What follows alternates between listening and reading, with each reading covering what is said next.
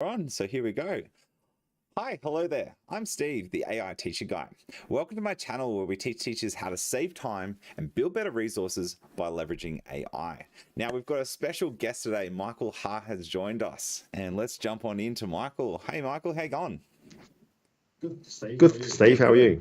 So Michael's come up with this scenario. We're trying to work through a HPE unit, and we're going to see if we can actually build a unit of work using ChatGPT 4.0 and using the prompts that I've sort of developed over the years. So here we go. So Michael's basically shared this doc, and there's a whole heap of stuff that we're going to get into. Awesome. Thanks for that. Yeah, a bit of background for your viewers. I'm helping out a school, an independent boys' school, that's a special education school in Queensland, Australia. And the school predominantly works with students of special needs or needs a second chance and didn't fit into the traditional schooling system. So whether they've been expelled or been referred to from a mainstream school. So this particular program, working with a health PE teacher, they've inherited a teaching program that's quite broad and quite lean. And we're just trying to, I was talking with Steve, and we really wanted to see the power that Steve's developed through his book and all the prompts, and see what can come out of it. See if we can really support this PE teacher in creating something where it's a starting point to his PE lessons. Yeah, cool. Awesome. So the first thing we're going to do is obviously what I've talked about in my book a whole heap, making this profile and making this as sweet as possible that we can. So I've taken the template here of the original one, which was the computer science one. Let's change this around a little. So you're an expert health and physical education teacher. With the PhD. With the PhD. Love Absolutely. That's where they get the knowledge from. And everything else seems that. So we probably won't be doing programming. So deep in understanding of sport and recreational activities. That seems reasonable. And health. Is there anything else that a HPE teacher would do? Yeah, so they would health as well. So whether that's physical, support of the or emotional health. Body, yep. Emotional well-being of people. Yeah, cool. And then I've got the traits down there, which we talked about before, and then my favorite prompt, which I've talked a whole heap about in my YouTube series, where by writing this, you'll increase the output by about 50% in the way that it will respond to you. So it shows a step-by-step how it's going to think before it responds, and then summarizes understanding. And then the really cool one was this no yapping. So that stops the verbose randomness that it sort of sometimes fills in the gap and gets a bit verbose. So we're going to copy that all. I'm going to open up a ChatGPT window and paste that in. And that's going to load the cartridge like a Nintendo 64. So basically, that's going to have the profile. And we're going to start playing HPE teacher mode now that that's all nice and loaded in. Cool. So then the next one that we need to then do is upload the syllabus. So this one's a little bit trickier. We need to sort of go through and fill in the blanks of all the pieces of the puzzle that we've looked at. So me and Michael just had a quick conversation about the syllabus content. So we're going to be teaching years 7 to 8 based off the Queensland system. So we've got the band descriptions here. Unfortunately, there's no PDF, which you can normally just upload, but we're just going to go old school and copy paste with a bit of web scraping. So that can go into the syllabus content. We can then put a link so that it has other references that can be done in there. And then the outcomes, we talked about that, didn't we? What were the explicit outcomes we wanted to focus on? There were two. For this particular unit, it was in These two. the template document that we worked on. Was it this two? So I can. Yes. Yep. So we're going to copy and paste that in. And then just some ideas that we had briefly talking. The focus would be futsal, I think we talked about. Futsal and athletics, I think, for this particular unit. And the water cycle, were we going to go through that as well? Or so futsal and athletics for the practical component, and water cycle for the health component. So the good thing with a health PE teacher is that there is a blend between the health classes and then also the practical physical activity classes as well. Yeah, nice. Blend between the practical and theoretical. Similar to a senior IT class where you have the practical work and the theory work. You try to blend it in and find linkage as much as possible, but sometimes they do, deviate and run their own course as well. Absolutely. And then for the additional materials, did we had these weekly lesson plans that were roughly generated? Do we want to pop those in there? Yeah. So I think so. So we have seen a little sample of the first 8 weeks of lessons. The term does have 10 weeks. And then we'll need to say, please feel maybe extended up to 10 weeks. 10-week unit of work. Cool. So we're going to copy and paste that now into ChatGPT. That's then going to load up the content for 7 and 8, so then it understands this is the focus. And the cool part here is it's showing you step by step how it's thinking. So we can see, yep, the focus areas of futsal, athletics, and the water cycle.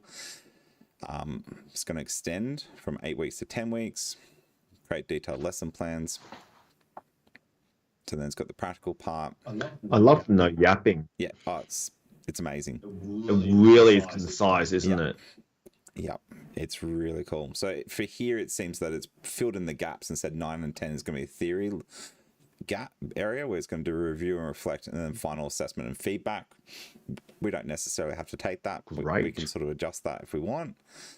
And then it's got some ideas here for the practical component. So it's got a combined futsal and athletics session, and then a final showcase for them to demonstrate what they want to do. But again, we can tweak that as we go if we feel that that's not really what we want to do. So then the next one, this is just a copy paste job. It's going to create a week by week lesson. This one's a little bit tricky because we need to sort of work out how many lessons in a cycle. Do you know in a fortnight roughly how many we've got going on? That's a really good question. There are roughly 4 from memory or 5. In a fortnight? This particular school runs the fortnight cycle, yeah. And from memory, there are 5 lessons per fortnight cycle. Yeah, cool. So over the course of the 10 weeks, there'll be 25 lessons. Yeah, right. And is there a certain week any assessment needs to be done? No. We can be sort of because it is year 7 and 8, so there's a fair bit of flexibility involved. Cool. So with my prompt usually, and there were no. With my prompt usually it does the last 3 weeks is dedicated to assessment, but we can just delete that. Beautiful. Come back to that later. Cool. So then that's that prompt there, and all we're going to do now is we've got that. Let's copy and paste that in, and we should get some starting point of what a week by week lesson should look like based off the information we've been given. So it's going to create a 10-week rough lesson, So lesson 1's got the clean water basics and maintaining health of performance, hydration, temperature regulation. Again, I'm not an expert HPE teacher, but that seems pretty reasonable. Then it talks about how hot water regulates body temperature. So that might be something that can be expanded. And then it's gone into futsal basics and futsal skills. So it looks like it's gone through and done 3 lessons of theory and then 2 lessons of practical. Is that sort of alignment with what you were expecting, or? Yeah, usually I think a combination, like one or the other. Either, some weeks I would say that a PE teacher might do 3 and 2, and some 2 and 3. So I'm interested to see what the breakup might be.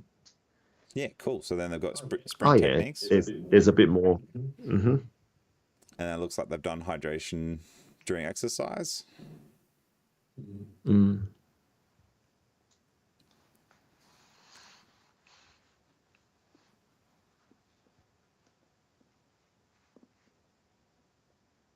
And keep generating. Love that I button. love it too. Just fills in all the problems. Yep. It saves from in the past where you just have to say, keep going. You haven't finished. Please keep going. Yeah. So it looks like it's made up some assessment for this last bit to fill in the gaps. But we can change that. Is there any ideas that you would have that would probably be better for the last 2 weeks? I'm intrigued in what the assessment might be for the water unit. It looks like they've made just a written assessment piece here. A written assessment. Okay, yeah. And you can obviously change. I personally, in this day and age with AI, I like the idea of oral presentations. Because in that way they can't. So do I. Hide. Yep. Yeah. Agreed. So let's maybe change that. So for lesson 23, change to an oral presentation on the water cycle content. And then that should. Is there a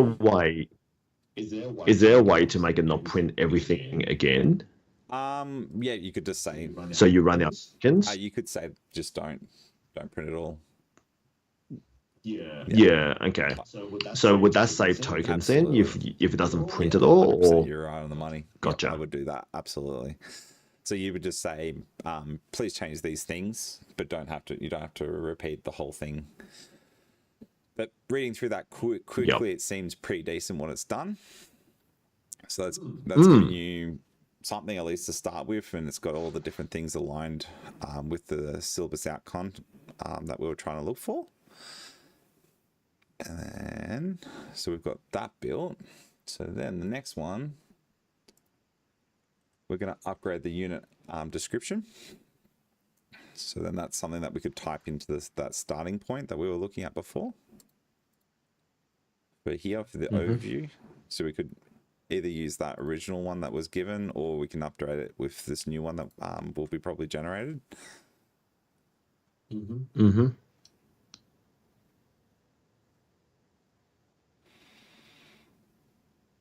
So we'll go to generate.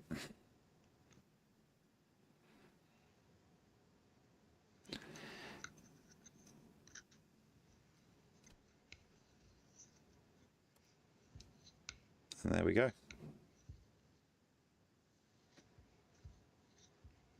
So if we want, we could pop that in. Yeah. Here.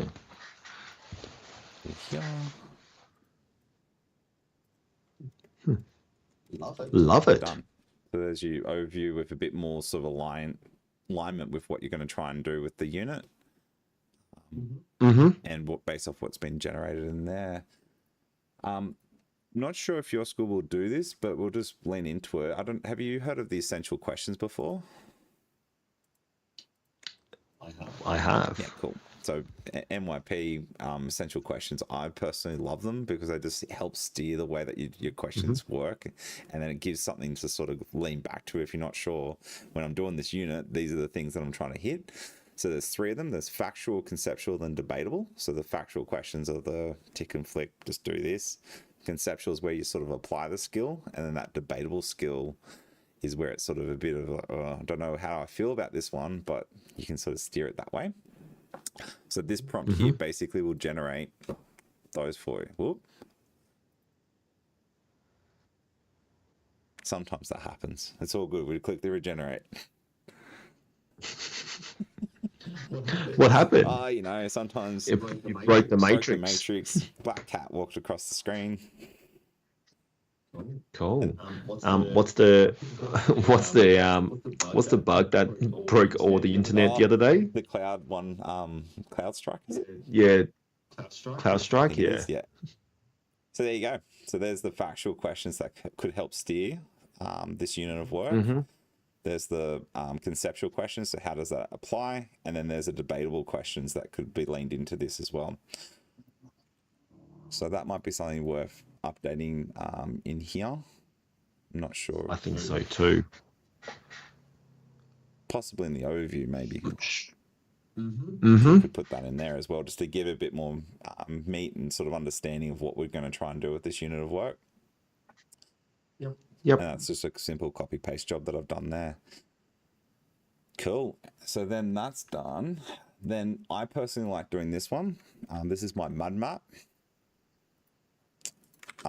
Again, you don't have to put this in, but this just helps me sort of work out the pieces of the puzzle as I'm going and going, oh, well, actually, no, that lesson doesn't really fit there, or I need to change this around. And it shows you week by week where those lessons are going to go. So it gives you a nice clean overview of this week's going to be this, here's the things, and then I usually put that at the start of the unit of work as well, so then that way I've got that as reference point. Yep. Love it. And then I tick it off. So as I'm going, I'll just go, yep, did that, yep, did that, yep, did that, and just makes that that process a bit easier. Yep. So one of the cool things that I worked out is we can do this as a Word document. So sometimes when you copy and paste it into Word, it does freak out a little. It sort of goes, nah, can't do it, doesn't work, da da da. I found by writing this extra prompt out, oh, my ChatGPT is freaking out. Awesome. Let's do a little restart.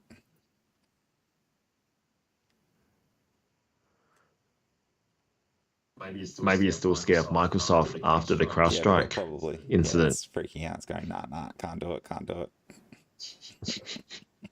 There we go. So if that ever happens, it's a simple little copy paste. Refresh works a charm. Now this is something that's really cool. It actually makes the Python script to automatically export this into Word, and then it will actually execute the code. So then there is my nice little table in a nice happy Word document. That beats a whole heap of the Word formatting that a lot of people have sort of faced.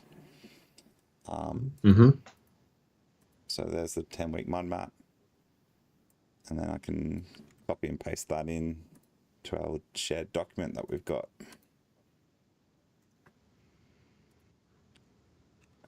Put that under here. And then we can get rid of, for some reason, put in blank tables. Fascinating. So yeah, that's all done and dusted for you, which is pretty cool. And then you can obviously play around with it, make it look a little bit more pretty and whatnot from that. Then there's a study guide. This was one of my favorite ones. This is the differentiation. So in New South Wales, we've got a lot of differentiation we need to try and do for students.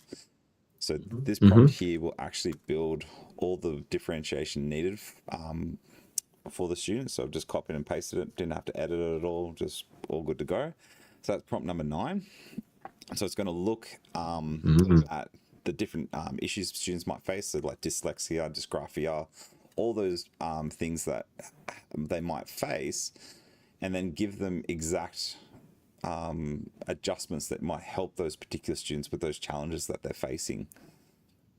Wow. And it's linked to the actual unit of work. So it's not arbitrary. It's actually, for this unit of work, these are the things that might happen, and here's how you can support them in it, which is pretty cool. So yeah, that's been a really, really neat sort of little trick. So I'm not sure, would that work with your template in here? It probably would. Is that the same? What's the layout looking like? Is it week by week, or is it like an overall? It's an overall one. Okay, so I would think, because looking at the template, they've broken them down into the different sessions. Monitoring student learning. They do have pre-plan adjustment, but based on the units. Gotcha. So what they've done, because there is a lot of students with high needs, they've got pre-planned adjustments on the right-hand side in the purple, but that's based around the work that's been, or the learning experiences on the left. But if I would assume, if it's a overall adjustment, possibly where we could put it, they might almost need like a separate section, because that's so useful, isn't it? So. What you've created. I might even put it. Yeah, here you go.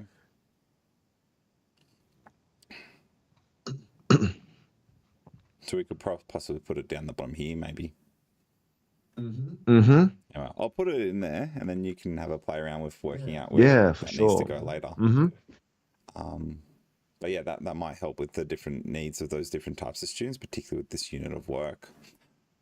Cool. So that's pretty much it, all generated, all good to go. So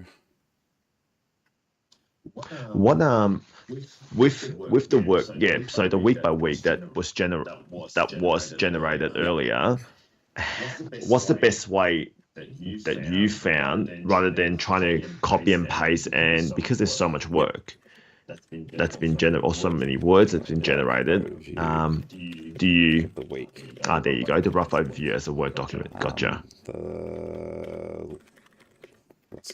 I was literally about to ask the question. 10 weeks. Yep. So we can get that generated. Clever. And then that will get you the Word document, and then you can just sort of fill in the gaps as you go.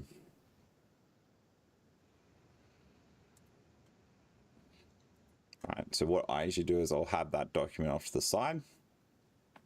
Yep. Oh. No, it didn't work. Or is that just a table that's generated? Let's go back up.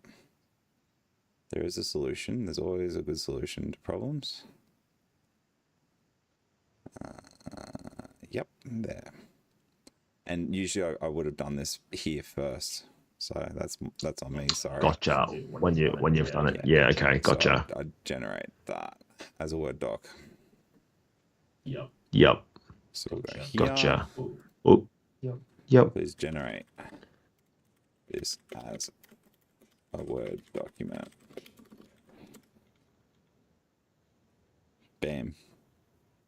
So then that will go line by line with all those different items, and then that gives you that rough piece of the puzzle that you can sort of now tweak. So the whole point with this is you don't want to just trust that this is all perfect and you're all good to go. It's a tool to give you 80% of the work, and then it's your expertise as that teacher to sort of tweak it, that last 20%, and fill in the gaps of what you think's missing and what needs to be added in for each part. But I think, like, it goes back to what we spoke earlier. It gives a really good starting point for conversation and discussions within teaching teams to see what works best for that particular school or that particular team and those particular students in their own context, depending on the type of students, the equipment they have, the facilities and resources that they might have. So I think it generates a really good initial scaffold to create, to go a bit deeper or to maybe potentially rearrange what's been created. Absolutely. Ooh, I can see an American spelling. That. Unfortunately, it's one of those things. It just keeps coming in. No matter, I've tried so many different prompts of saying, "Nice, make sure you write UK English," and it never remembers. I don't know why. I think it's just the data set it's been trained on. Gotcha. So I think, but surely it knows as it's generating to change it on the fly, or maybe it I doesn't. don't think it does, because the way the large language model's been trained, each word is statistically based off what the previous word has been written. So because it's been trained probably on so much US data, it's thinking statistically, that's wrong. Like you probably would need to almost say you are in England like 20,000 times first before you open the model. Every prompt you're including that to get that across, like to make that work. Yeah, that's actually an interesting point. Maybe I might try that. Just do a copy paste and say, make sure to write in UK English is maybe the last part of the input, because there's three things that are at play when it's trying to respond. It's the data set that it's been trained on, the output that it's given back so far, and then the input that the user's typing. So every time it's referring back. So if you want analyze with a Z comes in at any stage, it's going to reflect back on that and then go back to old habits, which is a little disappointing. But Gotcha. I wonder, just looking at this right now, I wonder if they've missed the potentially the. Oh no, they do have the overview. Okay. It's freaking out a little though. Yeah. I like how it creates Python code and then works off that. It's really cool what it does. Yeah. Like it's fascinating that it thinks and to generate their work in Python. Yeah, it's freaky how quickly it's the right structure that you would expect as a good teacher, which is pretty cool. Yep. So hopefully this one will work.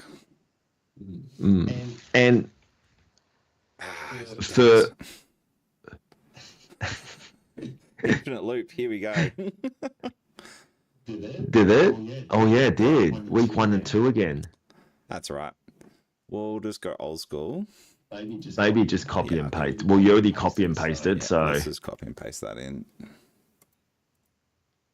And again, this is one of those things that as the model gets bigger and better. So there it is there. Yeah. So usually now what I'd be doing is going through each part and then looking at that and going, yep, that seems reasonable, or no, that needs a bit more work.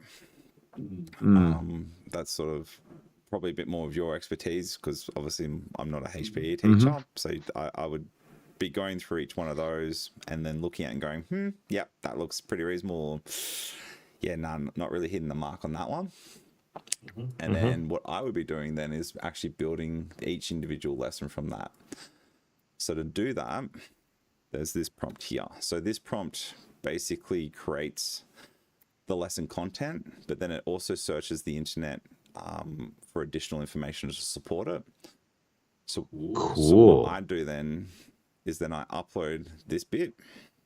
So I'm saying lesson 1 is what we're going to try and do. And then this basically now will expand it and then search the internet for extra stuff. Now I'm fascinated. Right. So search the internet for additional understanding of the material and the content that was already uploaded. So now we just go into that.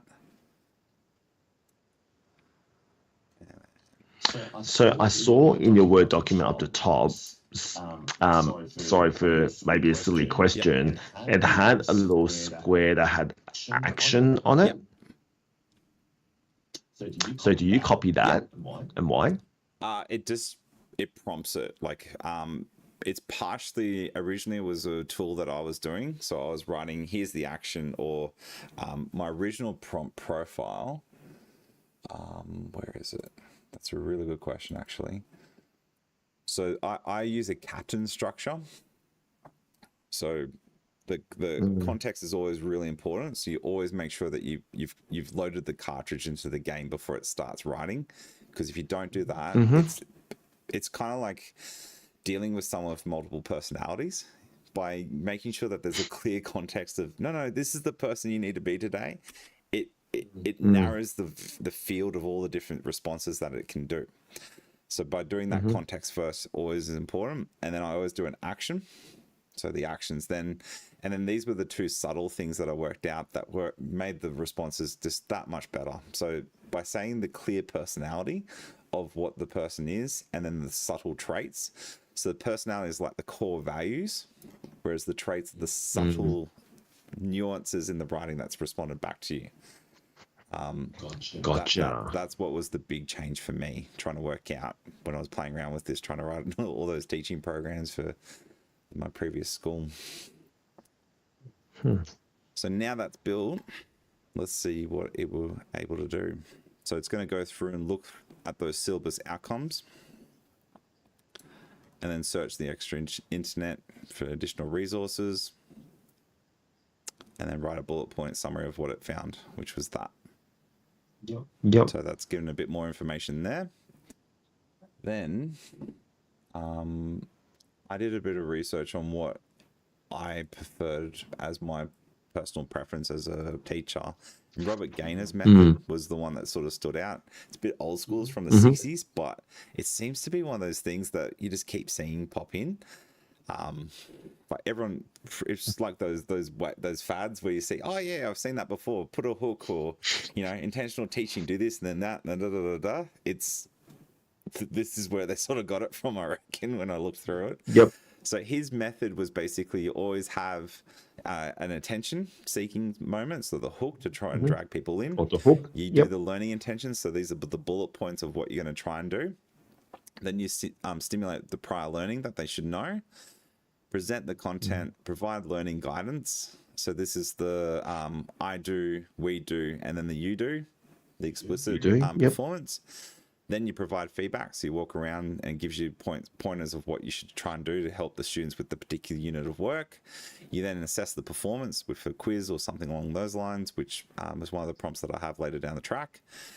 And then at the end, you ask the exit sort of ticket questions. Now, the cool part with this is it just generates it, and then it's got all the activity ideas. So, gallery walk, the round robin, speed dating, all those different things. So we'll randomly choose some of these, or try and work out the ones that are most aligned, and then spit out the 55-minute lesson. So then we go up here, we copy that in, we paste that in, and then it's going to go through and build that for you. So it's going to go step by step. Here's the first lesson. I'm so intrigued right now. It was pretty cool when it came together. Particularly jumping. So when I was originally doing this, I was doing it with 3.5, because I was like, I'm not going to pay for 4. That's useless. And then this came out. So it's written up what it should do, and then now build the lesson. So sometimes it just freaks out and doesn't finish it off. Yep. And then there's the structure. So there's the discussion activities.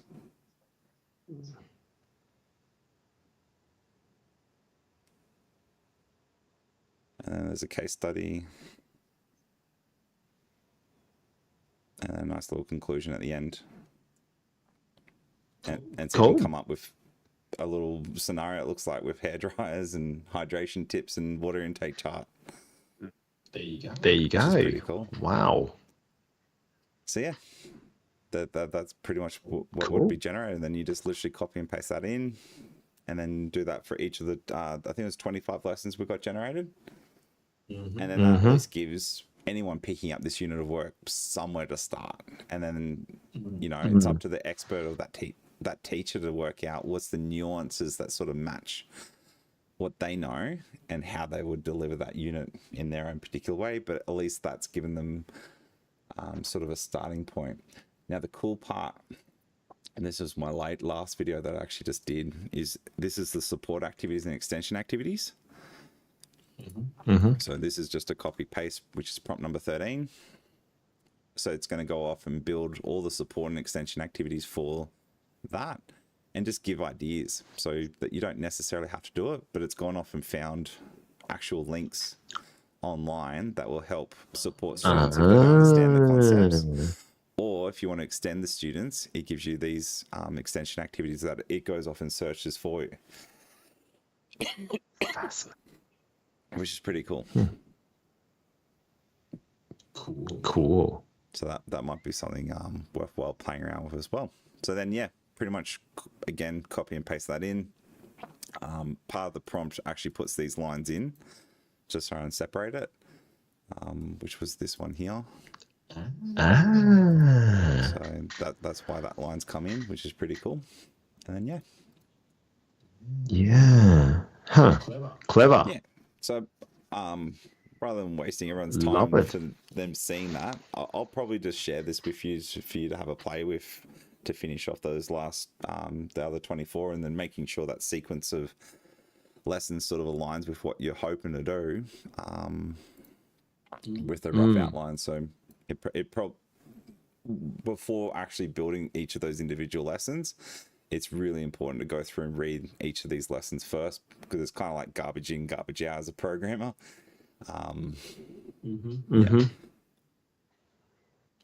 Yep. Huh. That's really cool. Hey, that's awesome. So for people that buy your book, how does it work? So do they get like a link to the prompts? Absolutely, or yeah. So they get all the prompts. Do they have to type them out? No.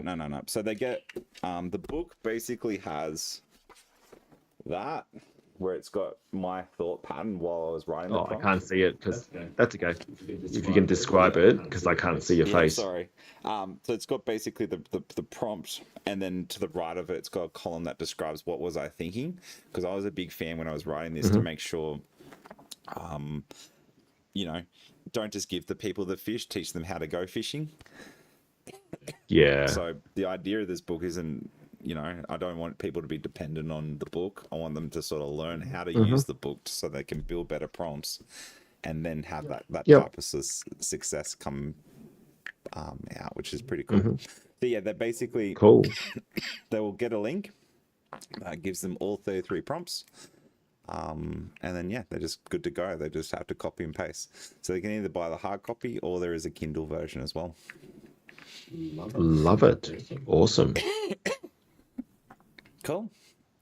Hey, this has been a great demo, and I really like the fact that you really drill down into the different nuances, the different characteristics